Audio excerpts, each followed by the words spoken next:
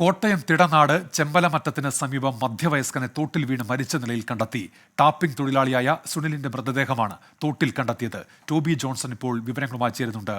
കോട്ടയത്ത് നിന്ന് ടോബി, എന്താണ് ലഭ്യമാകുന്ന വിവരം? ഉന്മേഷ്, ഇന്ന് രാവിലെയാണ് ഇത്തരത്തിൽ സുനിൽ എന്ന് പറയുന്ന ടാപ്പിംഗ് തൊഴിലാളിയുടെ മൃതദേഹം തോട്ടിൽ വീണ് കിടക്കുന്ന നിലയിൽ കണ്ടെത്തിയത്. ഈ പ്രദേശത്തുള്ള നാട്ടുകാരാണ് ആദ്യം മൃതദേഹം കണ്ടത്. തുടർന്ന് പോലീസിൽ വിവരം അറിയിക്കുകയായിരുന്നു. പോലീസ് എത്തി വിശദമായിട്ട് പരിശോധന നടത്തി. ഭക്ഷണം വാങ്ങിച്ചുകൊണ്ട് പോകുമ്പോൾ പാൽ വഴുതി വ്യക്തത കുറവുണ്ട് ടോബി, ശബ്ദത്തിൽ ചെറിയ സാങ്കേതിക പ്രശ്നമുണ്ട്. കോട്ടയം തിടനാടാണ് ചെമ്പലമറ്റത്തിന് സമീപം മധ്യവയസ്കനെ തോട്ടിൽ വീണ് മരിച്ച നിലയിൽ കണ്ടെത്തിയത്.